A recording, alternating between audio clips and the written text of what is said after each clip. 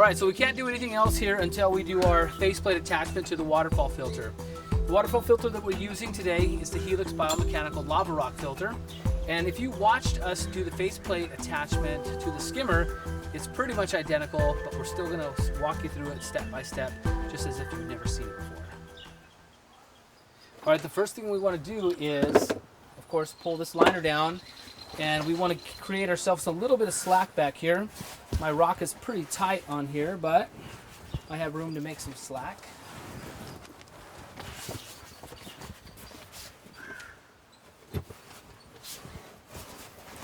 Always want a little bit of slack in there. You don't want any tension on the liner. All right. Once that's done, we're going to wipe off the powder and the dust off the liner. And then we're going to strip these bars off. I have 3 bars on here, and you're going to need a screwdriver and a 7/16 nut driver. And we'll pop all these guys off. And we'll just set them right inside the filter so they're easy to grab. Right inside here.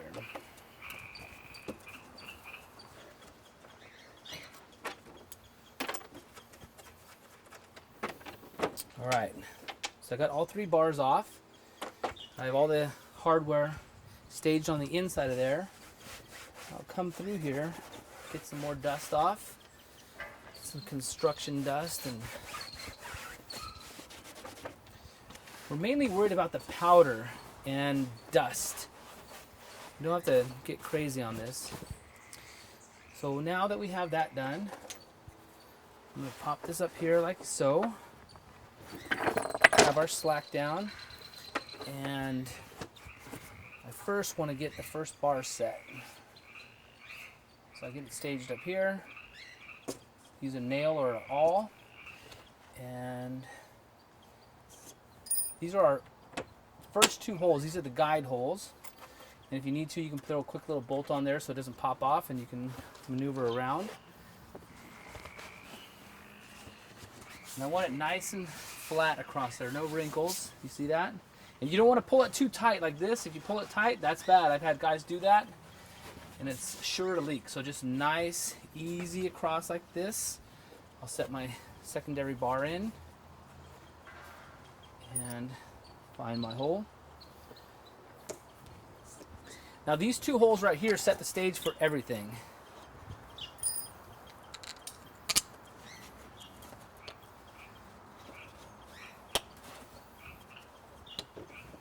Okay, there we have it. So you can see I have no wrinkles. It's nice, even all the way across. Now what I'm going to do is pop these guys off. And as you see, it's going to stay on there. I'll fold this back like so. And now is where I'm going to do my final cleaning. Get serious about that. I already have my sealant prepared. So you might prepare the sealant first. All the dust is cleaned off. I've got my polyurethane sealant ready to go. Now I've seen people use a lot of sealant on here, but it's really not necessary. If you'll notice, I'm just putting it's a nice 1/4 inch bead on here. You're gonna go right over the holes, each and every hole. See how I'm coming over that?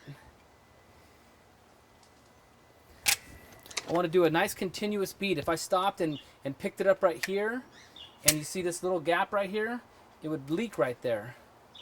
Actually, it would probably smash out, and you'd get a little sealant there once it's all tightened up.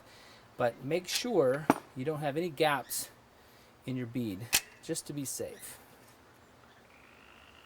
Coming through.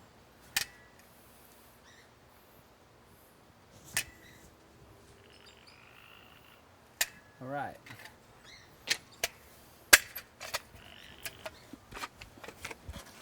So if it's a windy day and dust is blowing around, you want to be careful. You make sure you don't want to do this on it's all dusty.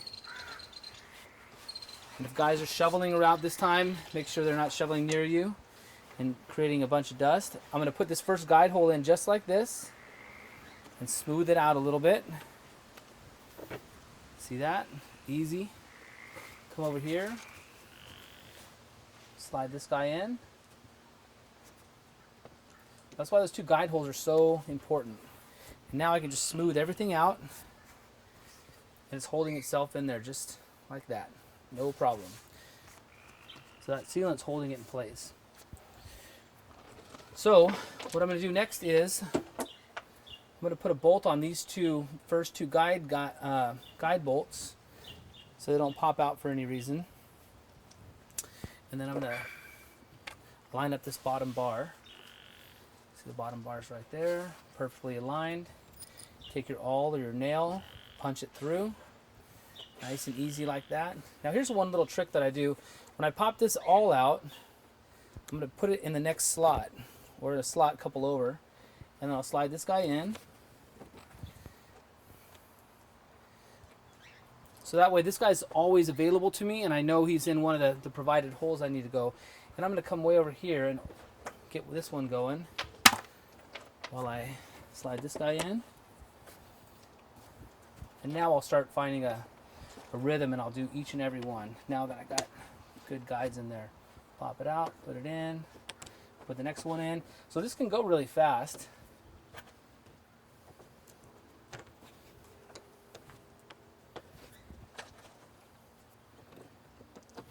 Nice and easy.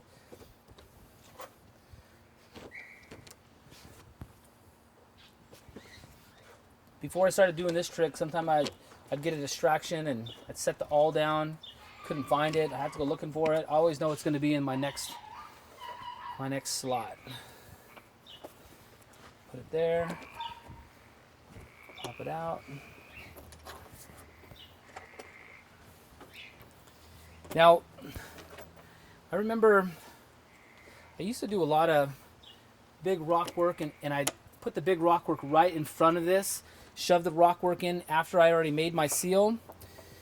And then if I ever had to come back and do a repair, I had this huge rock to move in front of the waterfall. So one of the techniques I've been doing a lot lately is I'll set these big rocks in place, but I'll make it to where I can still work on that faceplate if I ever needed to do some kind of repair. This one's a little tight, but as you'll notice, I still can get in and out and do all this tricky stuff. It's not that often that you have to do a repair, but when you do, it's nice that you don't have to have 4 or 5 guys here to help you move a rock in and out of place. Okay, now that all the bolts are pushed through the bars, the faceplate bars, then I'll come back through the back and I'll put on all of the bolts. Now I want you to know this is all stainless steel hardware, so if you end up, sometimes you might want to put some salt in the pond to maybe combat some algae, or you might have some parasites with your koi you might deal with. You want to make sure you have stainless steel hardware, otherwise you could have some corrosion on your hardware and then your seal is going to fail. So whatever equipment you're using, make sure you're using stainless steel hardware. And let's say you got some equipment that doesn't have stainless steel hardware, just drill it out. It's usually aluminum, and it's going to fail on you pretty quick. So if you have some aluminum hardware, just drill it out and replace it with some stainless steel stuff. Okay? Alright, we got these about done.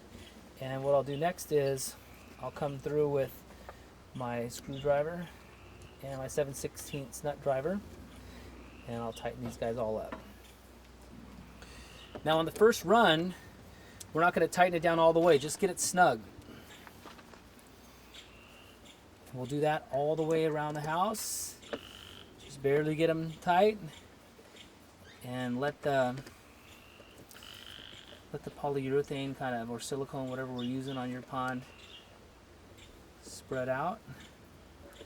And then once you get them all tight, then you can go through and get serious and give them a firm tighten job.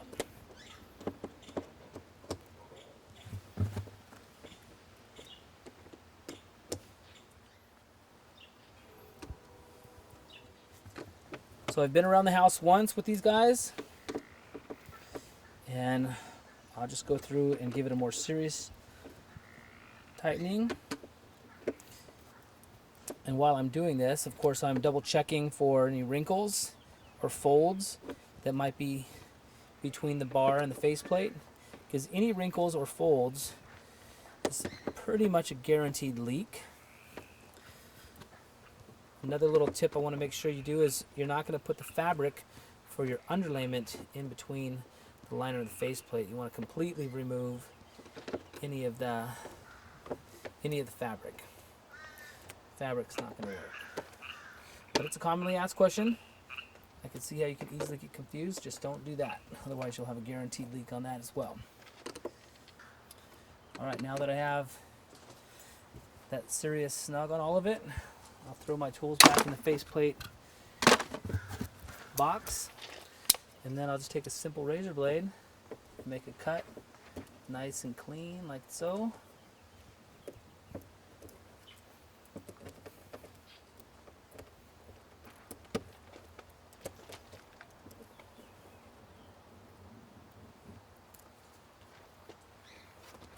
Careful not to get that polyurethane on you.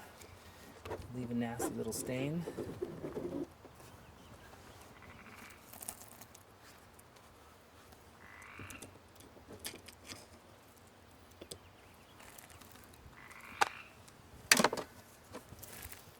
Just run my finger on there real quick.